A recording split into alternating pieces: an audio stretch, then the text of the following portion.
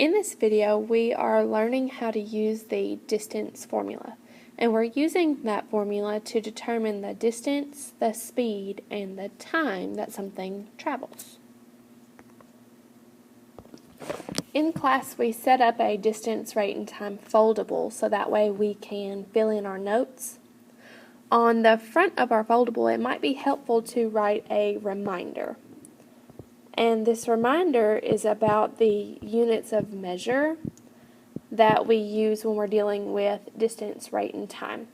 I wrote this at the bottom of my foldable. You may want to write it there or maybe on the page that this is glued on in your notebook.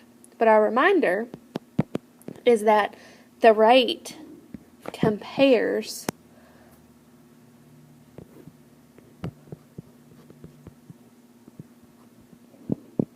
the distance and time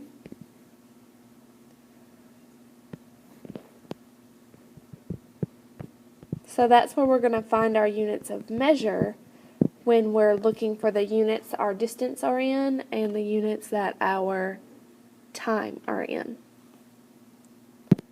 So the units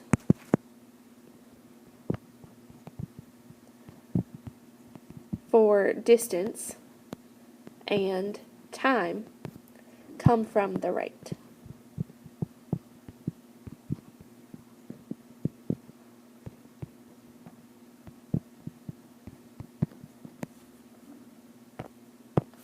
When using this formula, distance equals rate times time, we are trying to manipulate our equation around so that way we can either solve for the speed, which is the rate, or solve for time, or solve for distance.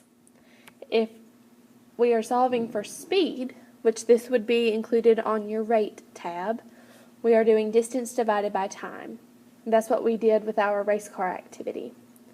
When we are solving for time, we are doing the distance divided by the speed. And when we are solving for distance, we are doing speed times time. And remember that speed is simply rate. It's the same thing as your rate. And you can remember this using a triangle that's set up as D, S, and T. We have ours set up as D, R, and T. So this S would be an R instead. That's why our foldable is in the shape of a triangle.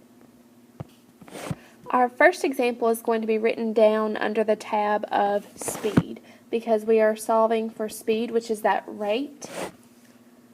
And we should write down the problem so that way we know what we're solving for. We say a windsurfer traveled at 28 kilometers in 1 hour and 45 minutes. And we want to know what his speed was, so what his rate was.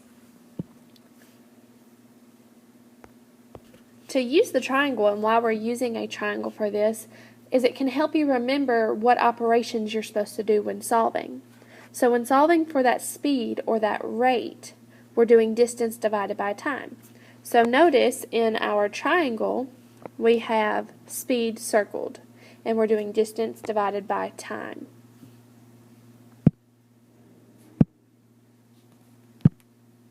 So since speed is distance divided by time, we're using this triangle here to set up our problem.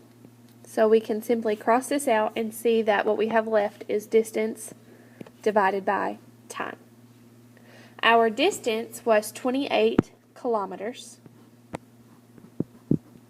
and our time was 1 hour and 45 minutes. When you look at this as one number, that would be 1.75. It would be 1.75 because if we think about a clock and we have 12,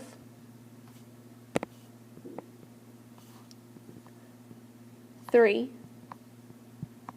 6, and 9, these are the quarters of our clock, and 45 minutes would be here at this 9, which would be 75% of another hour. That's where our 1.75 comes from.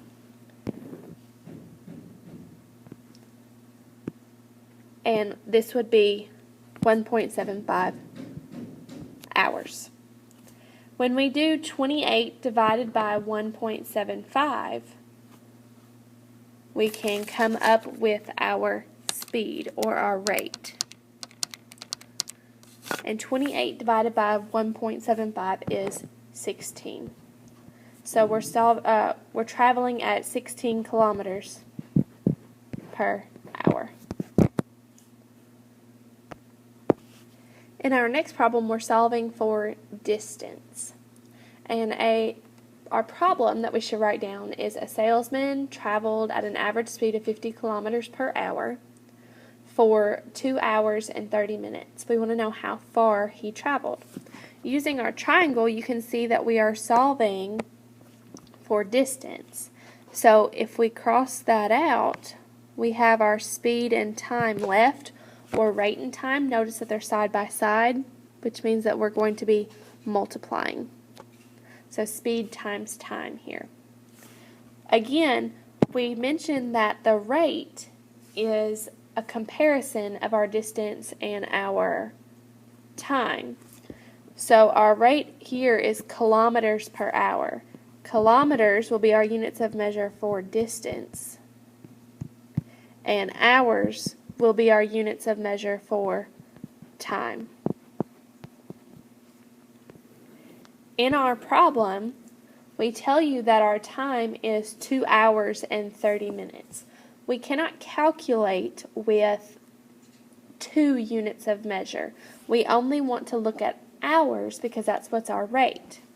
So we have 2 hours and 30 minutes of another, which would make 2.5 hours, or 2.5 hours.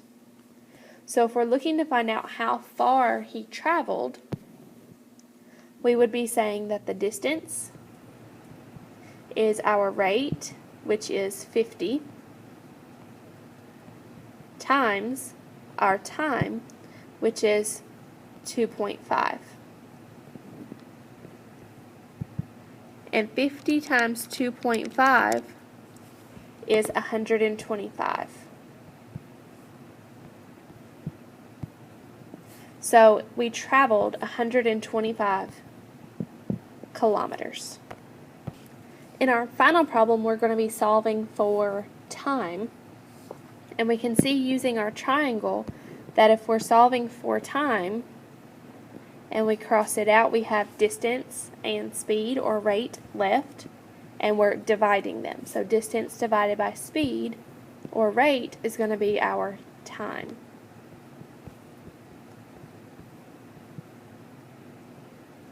So from our problem, we have that a train traveled 555 miles.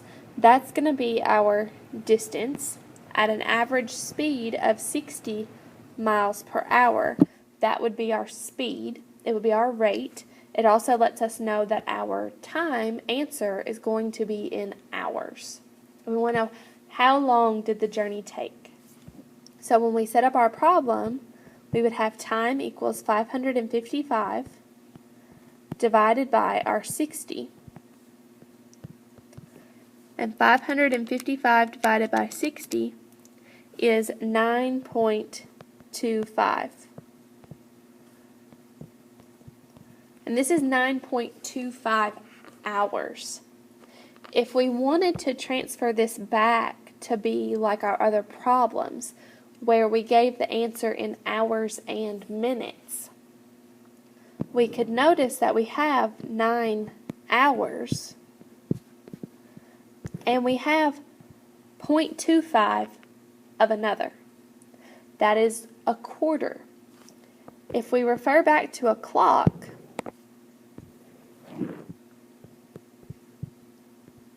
where our main numbers are the 12, 3, 6, and 9, if we're talking about a quarter of an hour, we're talking about this 3,